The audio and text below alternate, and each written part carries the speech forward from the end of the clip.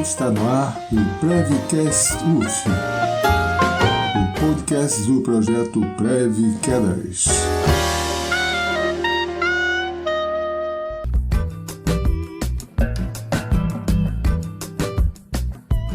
Sou Edmundo de Drummond Alves Júnior, professor do Instituto de Educação Física da Universidade Federal Fluminense. Eu sou Rafael Duarte, residente da Saúde do Idoso, e entrei no programa em 2021. Eu sou Milene Carvalho, bolsista de extensão, entrei no programa em 2020. Antes de conversarmos sobre as doenças autoimunes, vamos entender um pouco sobre o sistema imunológico?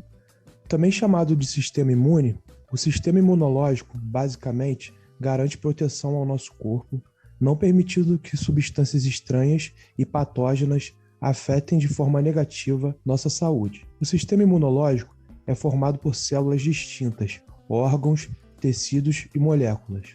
Temos nesse sistema estruturas individualizadas, como os linfonodos e o baço, e células livres, como os leucócitos. Esse sistema reconhece células e substâncias estranhas, destruindo ou neutralizando os invasores, devido a uma resposta coordenada de seus componentes. Sendo assim, uma das características mais importantes do sistema imune é a capacidade de discriminar os antígenos próprios dos não próprios. Ou seja, consegue diferenciar as células do próprio organismo daquelas invasoras, garantindo eficácia na defesa do organismo. Entretanto, em algumas situações, ele pode desencadear esse processo de defesa contra os seus antígenos próprios, provocando as doenças autoimunes. Logo, as doenças autoimunes são uma categoria de doenças distintas que tem como característica principal o fato de o sistema imunológico passar a produzir anticorpos contra componentes do nosso próprio organismo. Por motivos diversos e nem sempre completamente esclarecidos, o nosso corpo começa a confundir suas próprias proteínas com agentes invasores, passando a atacá-las. Assim, uma doença autoimune é uma doença causada pelo nosso sistema imunológico que passa a atuar de forma não apropriada, considerando os próprios tecidos do organismo como elementos estranhos e produzindo anticorpos anômalos ou células imunológicas que monitoram e atacam determinada célula ou tecido do organismo. Esse tipo de resposta é denominado reação autoimune, resultando em inflamação e dano tecidual. Porém, a simples detecção de autoanticorpos não implica necessariamente o desenvolvimento da autoimunidade. A presença desses, em alguns casos, pode ser por consequências e não causa de uma lesão tecidual.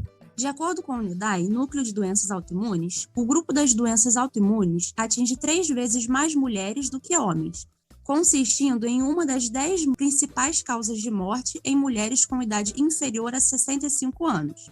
As doenças autoimunes podem ser divididas em doenças sistêmicas que apresentam respostas imunes contra antígenos e ou células de vários tecidos. Órgãos específicos que apresentam respostas autoimunes contra antígenos de distribuição restrita a tecidos ou grupos celulares. As doenças autoimunes podem também serem classificadas pelo tipo de resposta imune responsável pelo início da doença, podendo ser humoral, autoanticorpos, ou celular, linfócitos T autorreativos.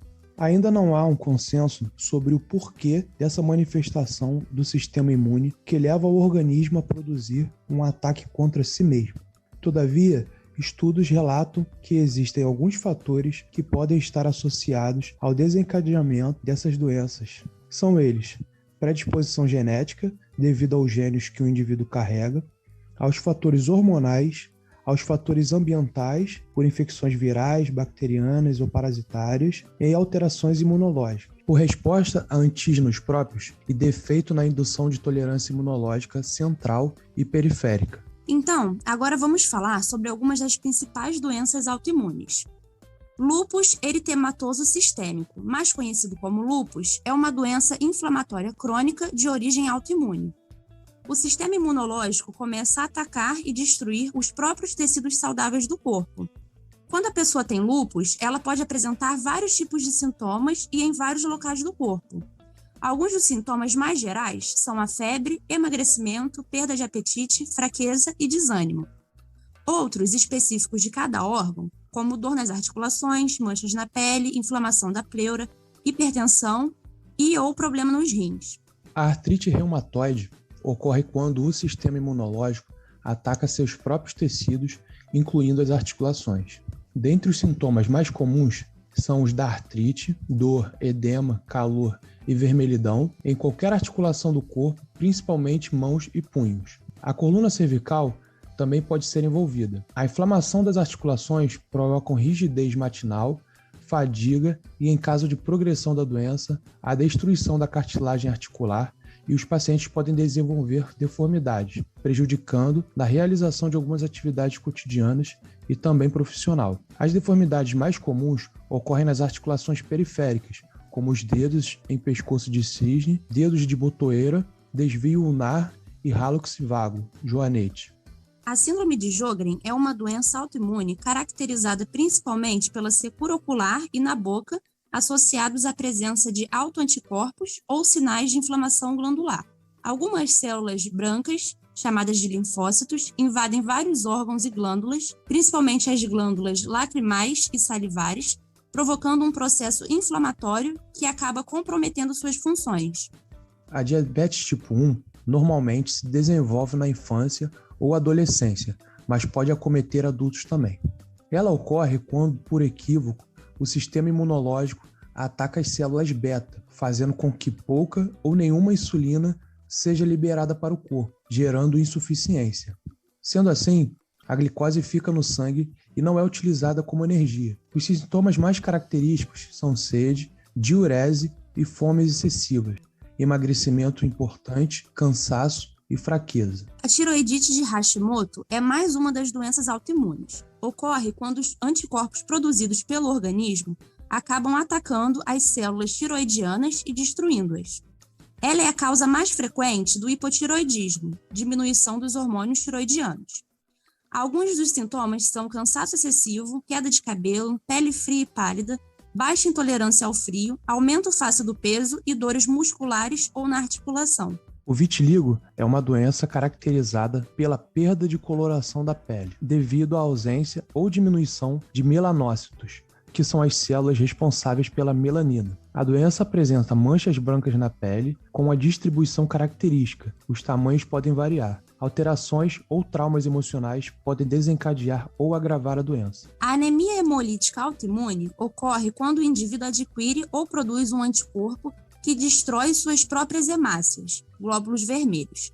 O sistema imunológico vê as suas próprias células como um elemento estranho, destruindo-as. A redução das hemácias é chamada de anemia. Os sintomas mais comuns são cansaço, palidez, olhos amarelados, icterícia, mal-estar, febrícula. A esclerose múltipla ocorre quando as células de defesa do organismo atacam o sistema nervoso por o considerarem um organismo estranho, e isso causa lesões medulares e cerebrais. A doença atinge normalmente pessoas entre 20 e 40 anos, sendo mais predominante em mulheres. Alguns dos sintomas são fadiga intensa, depressão, fraqueza muscular, alteração do equilíbrio da coordenação motora, dores articulares, disfunção intestinal e da bexiga. Essas são algumas das doenças, mas existem outras que são bastante conhecidas, como a doença celíaca, polimialgia reumática, alopecia areata, vasculite, doença de Crohn, psoríase, entre outras. Algumas doenças autoimunes desaparecem sem explicação da mesma forma como aparecem. No entanto, na grande maioria das vezes, ela é crônica, sendo necessária a medicação durante toda a vida a fim de controlar os sintomas. A maioria dos tratamentos consiste na inibição do sistema imunológico através de drogas imunossupressoras, como corticoides. Em contrapartida, ao tratar com drogas imunossupressoras, o paciente fica predisposto a infecções por bactérias, vírus e fungos, pois as drogas não conseguem inibir apenas os anticorpos danosos e acabam criando uma imunossupressão geral. É importante ressaltar que os sintomas são diferentes entre uma doença autoimune e outra. Por serem doenças que atacam vários órgãos, os sintomas podem variar muito, o que pode dificultar o diagnóstico. Assim, a mesma doença pode ter sintomas bastante diferentes em diversas pessoas e idades variadas. Por isso, o quadro clínico de cada doença autoimune é diferente. tendo possíveis formas de tratamento. Sendo assim, é importante realizar visitas clínicas regulares para verificar o andamento da saúde. A realização do diagnóstico o quanto antes é fundamental para que o tratamento não demore para ser iniciado. Agora, um comunicado importante. Como já divulgado, devido à pandemia da Covid-19, tivemos que suspender as ações presenciais do programa Preve Quedas. Prevenindo as quedas hoje, evitará que o próximo a cair seja você. E com muita satisfação e esperança em dias melhores, comunicamos a retomada das atividades de prática corporal, contudo no formato online, enquanto não forem possíveis as atividades presenciais. Na descrição desse episódio, você encontrará o link para preencher o cadastro virtual no plano de retomada das oficinas do programa Preve Quedas. É imprescindível que você preencha o formulário todo para registrar seu cadastro em nosso sistema. Entraremos em contato com você que quer fazer parte ativamente deste programa, que objetiva contribuir para a sua saúde de forma integral. Obrigado por estarem com a gente. Fiquem todos bem e se cuidem. Obrigada por ter nos ouvido até aqui e até a próxima. Esse episódio foi apresentado por Milene Carvalho e Rafael Duarte. Nosso roteiro foi escrito por Márcia de Souza e Mariana Lobo. A identidade visual foi feita por Nicole Freitas. A edição de áudio por Letícia Dalcero. Quem cuida das nossas redes sociais é a Milene Carvalho. O coordenador e idealizador do programa Preve Quedas, professor doutor Edmundo de Drummond Alves Júnior.